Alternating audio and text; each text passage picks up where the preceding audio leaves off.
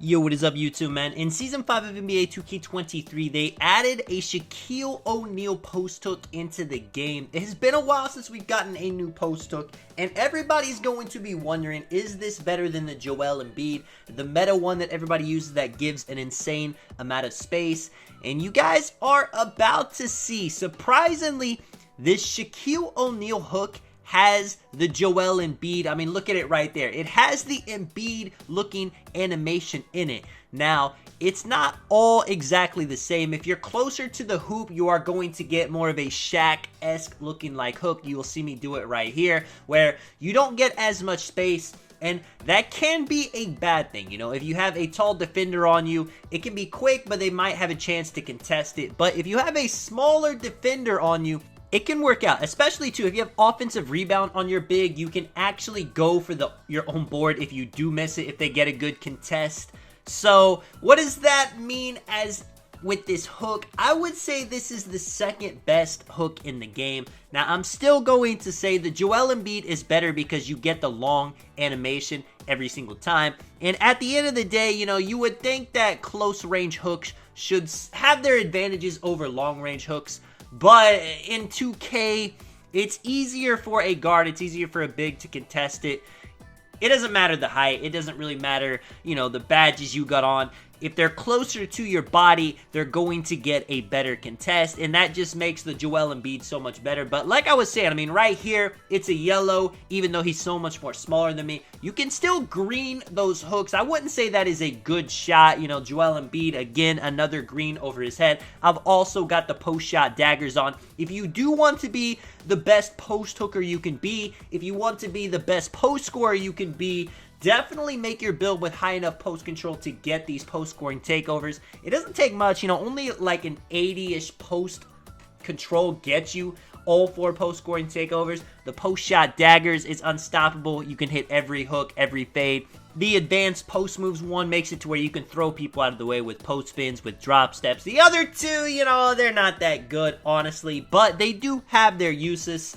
Other than that, man, let me know what you guys think about this Shaq hook. Again, you know, I like how it feels a lot. In theory, I would like this the best because then I could control if I'm getting the far away Joel Embiid post hook like an animation, or I could decide if I have a smaller defender that I could go with the closer Shaq hook animation and be able to get my own offensive rebounds. But you guys are seeing the gameplay. Every time I do a close range hook, it's always yellow contested. And yes, like I said, you can hit a good amount of those, but it's not a 100% shot. If you get it to say open or wide open and you time it exactly right, that's when it starts feeling more like a 100% shot. And if you're taking a post hook, which is a 2-point shot, you're going to want efficiency. It's not one of those situations where you could just throw up hooks, make 50% of them, and call it a day. You definitely want animations that give you the best chance for it to be open. Now, that being said, I still ended up making a video on this move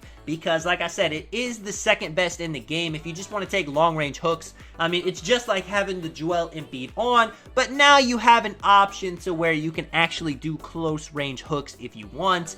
And maybe you want to be toxic, you know, let's not lie. Maybe you are that post scorer that likes to get post shot daggers and then just start hitting yellow hooks in people's faces close to the basket. And if for some reason they do get a red contest, which is very hard if they're a lot smaller than you, maybe you want to get the offensive rebound, go back up with a contact dunk.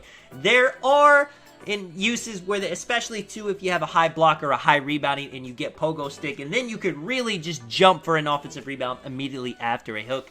Let me know what you guys think. I mean, it is the Shaquille O'Neal animation. It worked very well in real life, but as we know, real life doesn't always translate to 2K. You can say that, you know, you're so much taller than a player. Of course, this should be open every time. They need to get punished for not having defense.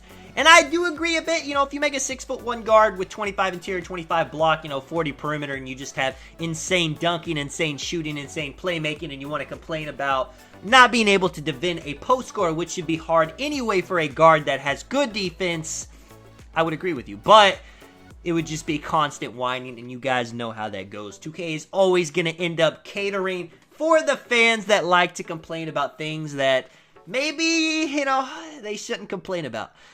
This is Tonic, though, man. I will catch you guys in the next one. I'm out. Peace.